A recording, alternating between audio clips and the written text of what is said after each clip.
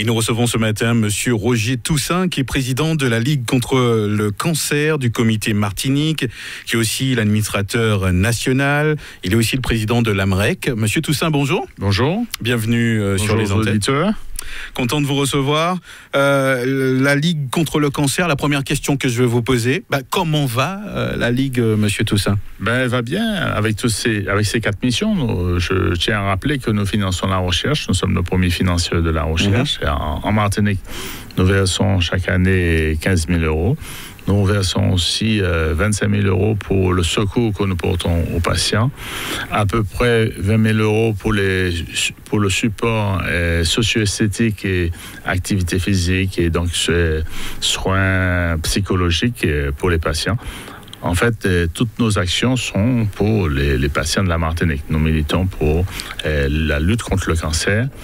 Et nous sommes un comité départemental sur les 103 comités de la France, de la Ligue nationale contre le cancer. Nous existons depuis 1962, donc 56 ans, et la Ligue nationale, la fédération en fait cette année son centenaire. Donc nous sommes une association qui a pendant plusieurs années œuvré en Martinique. Nous avons notamment, sous ma présidence, créé la maison d'accueil des patients et des proches, un investissement de 741 000 euros. Donc, c'est pas rien.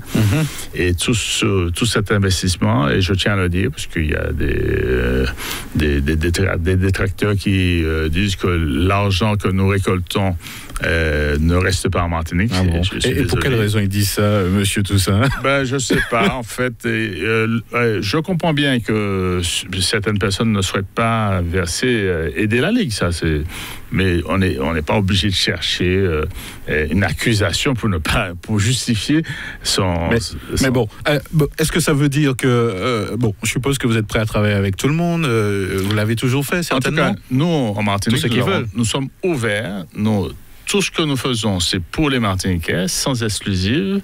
Les investissements que nous faisons, nous les mettons à disposition de tout le monde, y compris des associations qui militent dans notre sphère, la lutte contre le cancer. Nous ne sommes pas là pour lutter contre les autres associations, nous sommes là pour lutter contre le cancer. Donc, nous mettons à disposition, ne serait-ce que la maison d'accueil, à d'autres associations. Et effectivement, il y en a qui ont déjà utilisé cet investissement, cet outil. Et notre projet là de centre bien-être, activité physique, APZO, que nous allons créer, nous espérons le faire en 2019, donc l'année prochaine, la porte de cet établissement sera ouverte, toutes les portes seront ouvertes à toutes les organisations de Martinique luttant contre le cancer, et même d'autres associations qui œuvrent dans le cadre de la prévention. Parce que, vous savez, lorsque nous agissons pour la prévention, pour lutter contre l'obésité, c'est le même combat que ceux qui sont dans la sphère de cardiovasculaire, ceux qui luttent contre l'obésité. Donc, nos portes de cet investissement sont ouvertes à toutes les associations qui militent pour la prévention et la lutte contre le cancer. Il faut dire que ça fait quand même quelques années que vous êtes là et vous avez vu évoluer les choses. Vous êtes plutôt dynamique quand même sur le terrain. Nous sommes là depuis 56 ans. Le comité Martinique a été créé le 14 février 1962. La Ligue nationale fête cette année son centenaire et elle nous fait confiance. Nous sommes le plus grand comité de l'outre-mer et nous agissons. Et au niveau des dons, nous sommes adhérents à ce qui s'appelait avant le don, ce qui s'appelle maintenant le don confiance. Et donc, nous sommes reconnus d'utilité publique et nous avons l'obligation de publier sur le quotidien, alors Martinique, c'est le Front Santé, les comptes de la Ligue après nos assemblées générales. Il n'y a pas beaucoup d'associations qui sont obligées de faire ça. Nous sommes obligés de publier nos comptes. Donc, ça veut dire que vos comptes sont théoriquement sont clairs et accessibles. Les comptes sont clairs et accessibles à tout le monde. Et en plus, mis à disposition et avec l'obligation de mettre à disposition. Et puis, en plus, nous publions nos invitations aux aux assemblées générales. Tous ceux qui veulent consulter les comptes du comité Martinique peuvent le faire. Alors, la Ligue vit des dons et des subventions aussi. Alors, c'est bien de préciser, la Ligue n'a pas de subvention. D'accord. La Ligue n'a pas de subvention. Nous sommes une association indépendante et nous ne recevons pas de subvention en Martinique. Ouais. Je veux dire des subventions de fonctionnement. C'est vrai que lorsqu'il y a un appel à projet de l'ARS ou bien de la CTM dans un domaine, donc ils font un appel à projet, nous répondons, ils acceptent ou pas, et effectivement, il y a une aide financière pour la réalisation. Pour la réalisation de ce projet, mais nous ne recevons pas de subvention pour le fonctionnement de notre association. C'est grâce aux dons de nos adhérents, nous en avons 2600, et puis de nos généreux donateurs que nous faisons, nos actions. Alors, vous allez me dire, vous ne pouvez pas avoir 741 000 € pour faire la maison d'accueil des patients et des proches. Ça, tout à fait. Et c'est là que nous avons sollicité l'aide de l'INCA, des fonds européens. Et à l'époque, c'était le conseil régional pour financer cette action. Et cette action a abouti. Nous avons, au niveau de la Ligue, financé pour 150 000 €. Le Lions Club a financé pour 120 000 €. L'INCA pour 200 000 €. Le Conseil régional pour 80 000 €. L'ARS pour 100 000 €. Et lorsque nous faisons la somme de tout ça, nous avons créé cette maison d'accueil. Et il y a eu des dépenses supplémentaires. Et là, ces dépenses supplémentaires ont été supportées par la Ligue. Donc, nous ne recevons pas non plus d'aide de la Ligue nationale, comme on le dit. Il y a même des personnes qui disent que la Ligue nationale nous donne des billets d'avion pour aider les patients non, c'est sur vos propres fonds. Nous devons reverser au niveau national 10% de nos fonds. Donc, il faut saluer le dynamisme de nos bénévoles et de nos administrateurs qui travaillent pour faire avancer les choses en Martinique et pour lutter contre le cancer. Alors, on va parler du cancer. Il y a eu des avancées qui sont intéressantes, qui donnent de l'espoir. Oui, on peut être optimiste. Et c'est du reste pour cela que nous finançons la recherche. Nous sommes le seul comité de l'Outre-mer à financer la recherche. Le seul de l'Outre-mer? Le seul de l'Outre-mer. Et nous le faisons depuis que j'ai accepté de prendre la présidence. J'ai fixé comme axe de financer la recherche aux Antilles aussi, même si nous ne finançons pas autant que les comités de l'Hexagone, qui sont beaucoup plus riches que nous. Oui. Mais nous apportons notre contribution et nous sommes fiers de cela. Les avancées les avancées pour la lutte contre le cancer sont énormes. Ils sont énormes au niveau de... Ils sont énormes au niveau de toutes les disciplines. Vous savez que vous pouvez avoir la chirurgie, la radiothérapie, la tout ça est découpé en... Et tous ces domaines ont progressé. Et par exemple, nous avons financé depuis longtemps la carte d'identité tumeur. Et c'est une carte d'identité. C'est-à-dire qu'on arrive les chercheurs ont cherché à mieux connaître la cellule cancéreuse dans son infini petit, si on peut dire. Si on peut dire comme ça. Et pour mieux trouver des solutions pour lutter contre cette tumeur cancéreuse. Donc, il y a eu des progrès dans les 3 domaines. Il y a eu des progrès au niveau chirurgie. Par exemple, lorsqu'on parle du cancer de la prostate et que maintenant on sait qu'il y a un robot qui arrive à faire de la chirurgie on a vu ça un petit peu, c'est quelque chose d'intéressant. Les nouveaux appareillages en radiothérapie sont beaucoup plus précis. En plus, ils sont dynamiques. C'est-à-dire que pendant que la source d'irradiation fait une rotation autour de la tumeur, on peut réduire l'intensité de cette irradiation. Donc, et c'est pour cela qu'on arrive à guérir beaucoup plus de patients qui sont atteints de cancer. Mais ça n'empêche pas qu'il faut ne pas participer aux campagnes de dépistage. Je suis président de la MREC et de la structure de gestion des 3 dépistages. Et c'est pour cela que j'appelle la population à répondre présent lorsqu'ils reçoivent des convocations pour le cancer du col de l'utérus. Est-ce qu'il y a un changement de comportement? Est-ce que maintenant... Il y a un changement. Il y a un changement parce que, si vous voulez, il y a à peu près une dizaine d'années, à mon avis, on nommait pas le mot cancer. Oui, c'est ça. Dans la famille, on disait la maladie, jusqu'à maintenant du reste. Mais de moins en moins, la maladie, etc. Maintenant, on parle du cancer. Il y a des gens qui ont le cancer, qui font des témoignages. Il y a Est-ce que c'est pas dû justement à tout ce travail qui est fait en amont, du suivi d'informations? Oui, je pense que on va dire que je prêche pour ma chapelle, mais mais moi je vous pose la question. On n'est pas la seule structure à militer pour qu'on lutte contre le cancer, mais nous avons toujours voulu que les choses lever la chape de plomb qu'il y a autour du mot cancer. Et c'est pour cela, par exemple, le relais pour la vie, c'est une manifestation. Nous allons le faire à la fin du mois, 27 et 28 octobre, et donc c'est notre 9e édition.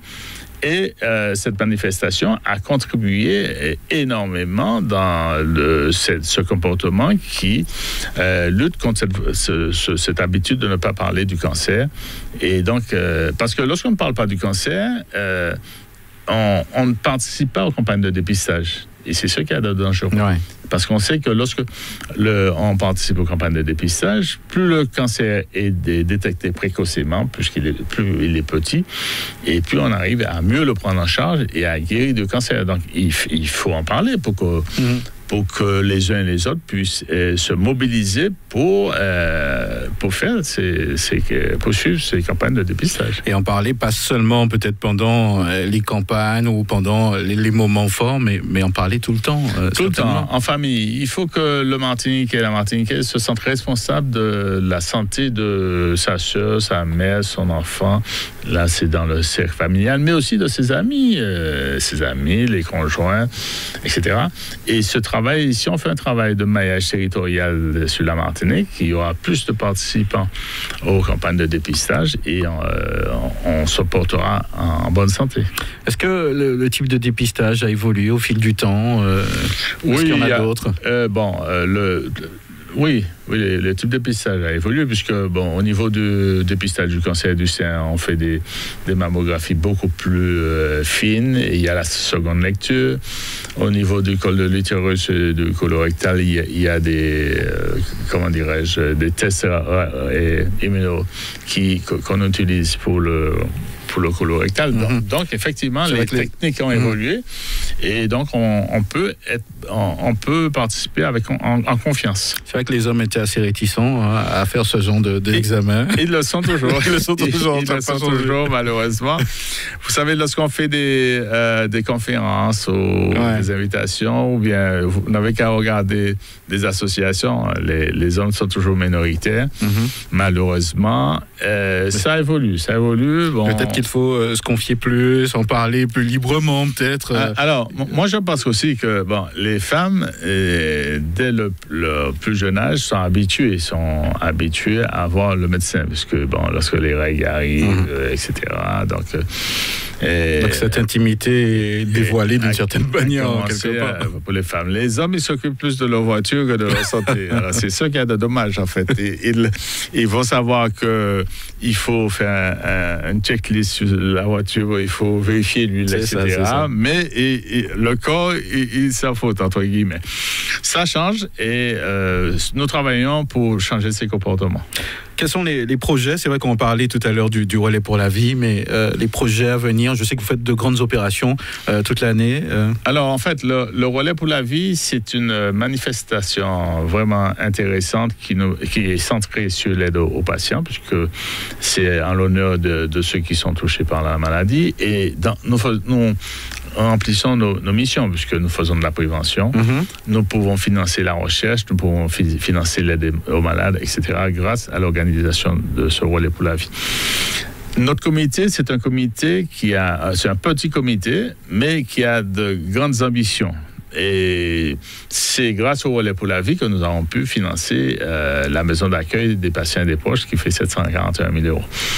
Et en plus, nous ne nous sommes pas arrêtés là. Nous avons décidé de créer cet espace bien-être qui sera un projet équivalent à la maison d'accueil, mais c'est un espace bien-être où il y aura les soins de support et l'activité physique, les soins socio-esthétiques pour les patients, donc pour les patients et les proches. Et donc, cet outil, ce nouvel outil, va accompagner les patients avant, pendant et après la maladie, et même dans le cadre de la prévention, parce que, et cela me réjouit, je constate qu'en Martinique, on pratique de plus en plus de l'activité physique.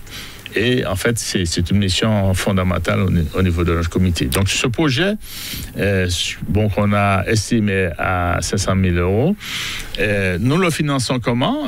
Nous avons, avec les relais pour la vie précédents, déjà pu obtenir 300 000 euros. Notre objectif cette année, c'est 120 000 euros. Ça nous fera 420 000. Et donc, nous pourrons commencer les travaux pour réaliser ce dossier. Alors, je fais un appel aux Martiniquais parce que cette année, à moins d'une semaine de la manifestation, nous ne sommes pas à un bon niveau comparé aux autres années.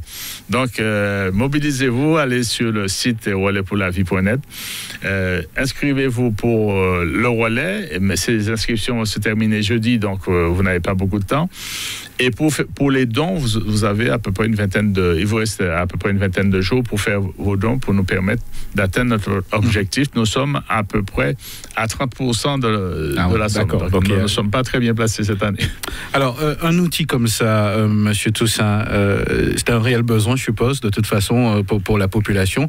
Et en quelque part, avec l'association, vous situez à l'État, puisqu'on voit baisse des dotations, des problèmes de prise en charge. C'est vrai qu'on en parle beaucoup dans les infos. Quand les gens sont touchés. Depuis quelques années, j'ai toujours entendu cet argument. Mais lorsque vous êtes malade en Martinique, vous avez besoin d'être aidé, vous avez besoin d'être financé, vous avez besoin d'avoir les équipements nécessaires, vous avez besoin d'avoir le confort nécessaire pour vous héberger pendant la maladie. Si la Ligue n'agit pas comme nous le faisons en Martinique, qu'est-ce qui restera? Vous serez moins bien pris en charge, ou alors vous allez décider d'aller vous faire traiter en France hexagonale. Mais ça fait partie de vos compétences, ou c'est celle de l'État à la base?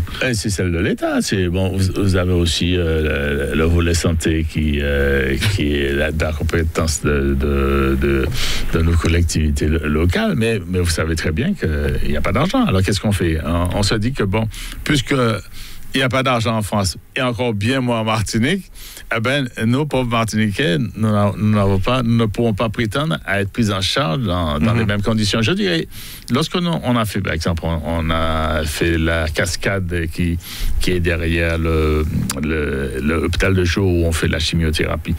Ça fait de ce lieu de chimiothérapie un espace plus agréable que certains centres en France hexagonale. Ça a l'air de rien, mais... Je ne me contente pas d'égaler la France. Dans des domaines, si nous pouvons faire mieux que la France, pourquoi pas? Et donc, laisser dire que c'est pas la peine de s'en occuper, laisser les choses à l'État, c'est pas de mon tempérament, et je pense que nous, Martiniquais, nous devons œuvrer pour nous prendre en charge, pour permettre à nos homologues, à nos concitoyens d'être pris en charge dans de meilleures conditions. Et la Ligue le fait. Vous avez aussi des clubs-services qui contribuent, puisque je vous ai dit que le Lions Club a financé ce projet à hauteur de 120 000 euros. Donc, le Martiniquais ne doit pas rester indifférent. Surtout que lorsque vous faites un don à la Ligue, vous avez une réduction fiscale. Donc, on peut dire que l'État quand même nous permet, au lieu de profiter un peu de payer des impôts, verser, faire une action qui est intéressante et qui concernera nous Martiniquais. Donc, nous avons une réduction fiscale, et je trouve que, je sais pas, on n'arrive pas bien à faire passer ce message-là, parce qu'il n'y a pas beaucoup de gros donateurs qui se décident.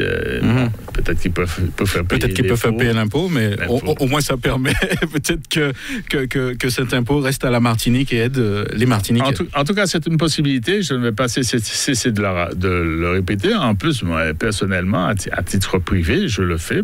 Effectivement, je peux faire aider les actions de la Ligue contre le cancer et de payer des impôts, enfin avoir une réduction fiscale importante là-dessus. Je vous ai posé cette question afin que les auditeurs comprennent justement à quoi ça sert ces dons, pourquoi il faut aider, bien sûr, dans la mesure de la possibilité de tout à chacun. Et puis en plus, il y a des auditeurs qui sont quand même sceptiques. Ils peuvent entrer en contact avec la Ligue pour voir. On peut les emmener visiter la maison d'accueil des patients des proches. On peut les emmener dans notre siège au lotissement Montgéral pour voir la cabine que nous avons où nous donnons les soins socio-esthétiques. Donc, ça, c'est des choses qu'on peut voir en Martinique.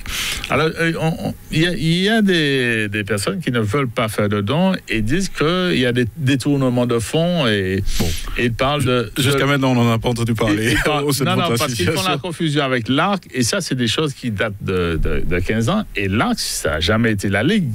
L'ARC lutte contre le cancer par la recherche et n'existe qu'à Paris. Rosemary a détourné des fonds, mais il a fait la prison et maintenant il est déjà décédé.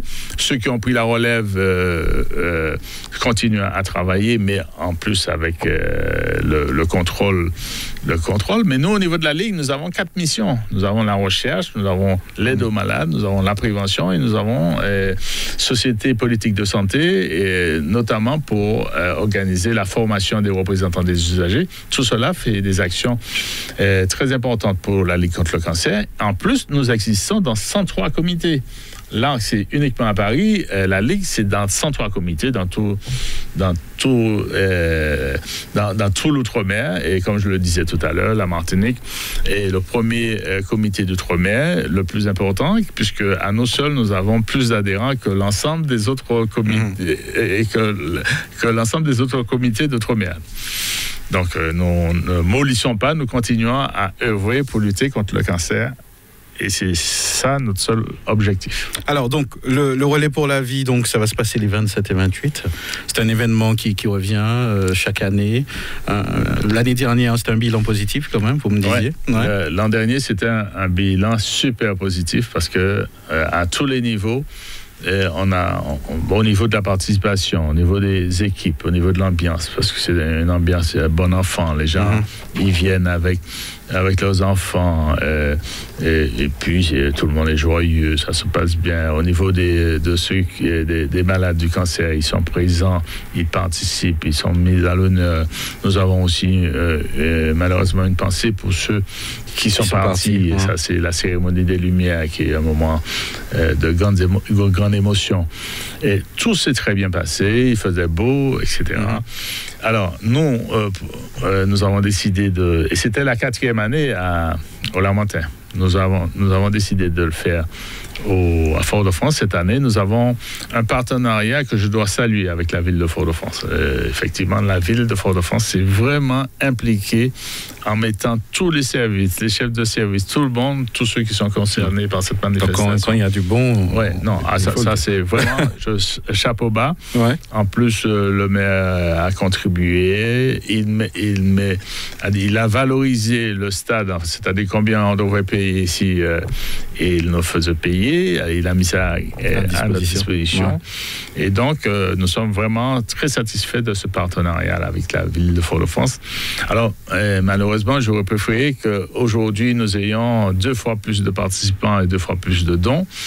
Mais à ce niveau, on n'est pas au rendez-vous. Peut-être qu'il y aura un sursaut de dernière minute. Ouais, j'espère qu'il y aura un sursaut de dernière minute pour que cette manifestation-là soit plus belle, parce que le stade est beaucoup plus grand. Si on se retrouve avec une participation symbolique, l'ambiance ne sera pas aussi bonne que celle qu'elle a été l'année dernière au Lamentin. D'accord. Donc 27, 28, 24 heures de course, de marche. Voilà, et non-stop. Il faut bien intégrer ça. Il y a des gens qui n'arrivent pas à comprendre parce qu'on commence, on va se reposer, puis on retourne. Non, c'est 24 heures d'affilée. Donc c'est vraiment un relais. C'est vraiment un relais. Alors, vous savez qu'il y a une personne ou 2 qui font les 24 heures sans s'arrêter. Hein? D'accord. Bon, mais c'est pas l'objectif. L'objectif, c'est qu'il y ait des équipes et puis qui se partagent des créneaux horaires pour qu'il y ait toujours du monde sur la piste. Et donc, depuis les 8 premières éditions, ça s'est très bien passé et nous espérons que cette 9e édition se passe encore mieux. Alors donc, je relance l'appel pour qu'il y ait un sursaut de participation pour que cette manifestation soit un succès, une réussite.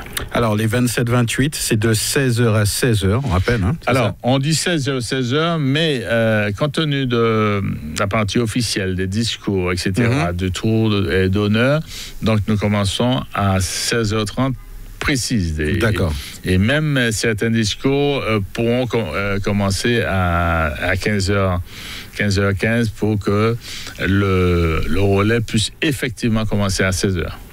Est-ce qu'il faut s'inscrire pour le relais? Il faut s'inscrire, absolument. Et je vous disais que les inscriptions seront closes d'ici vendredi. Il faut aller sur le site relaispourlavie.net. Ça, c'est simple. Il y a des gens qui n'arrivent pas. Alors, si vous n'arrivez pas, vous appelez la Ligue 0596 63 38 80, 63 38 80. Mais vous allez sur le site relaispourlavie.net.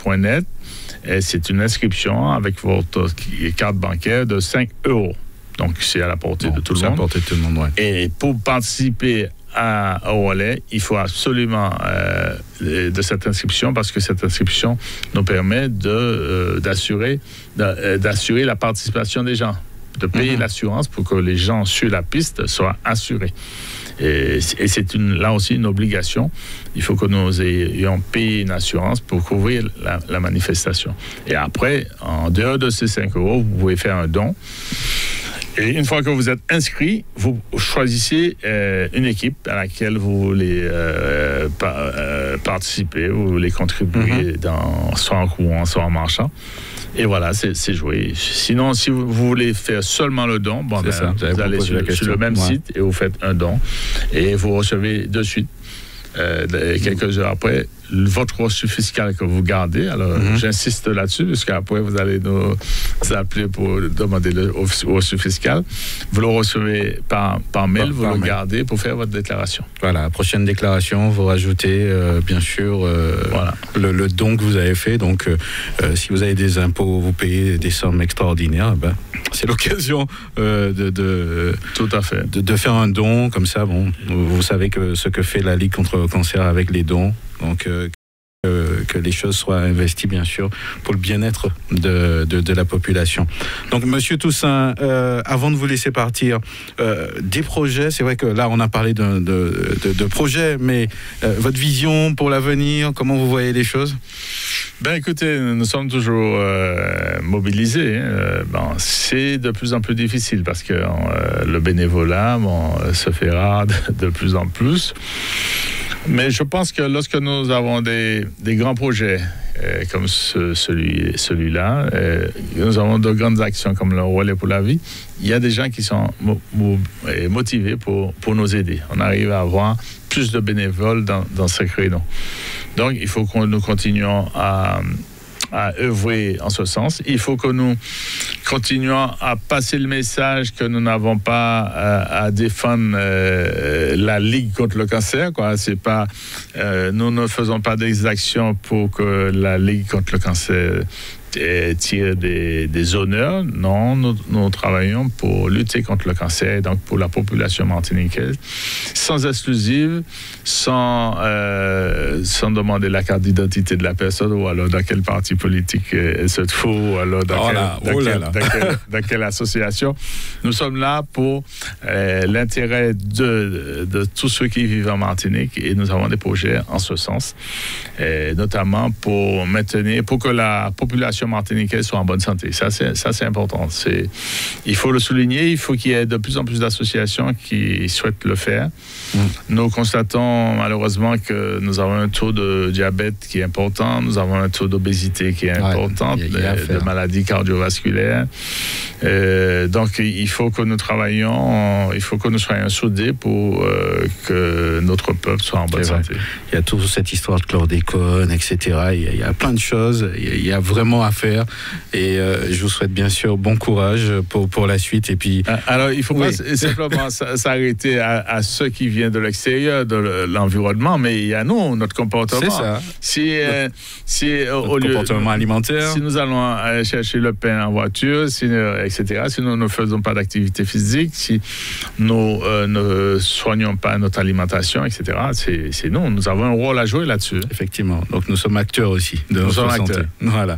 Monsieur Roger Toussaint, merci d'être venu. Je rappelle que vous êtes le président de la Ligue contre le cancer Comité Martinique. Vous êtes aussi l'administrateur national et aussi le président de l'AMREC. Merci d'être venu jusqu'à nous. Et puis on rappelle encore à la population que vous pouvez toujours aller sur le site www.relaispourlavie.net pour les inscriptions, pour le Relais pour la Vie et aussi pour vos dons. Voilà, je crois que j'ai tout dit. Tout à fait. Merci beaucoup et bonne journée aux auditeurs. Merci à vous.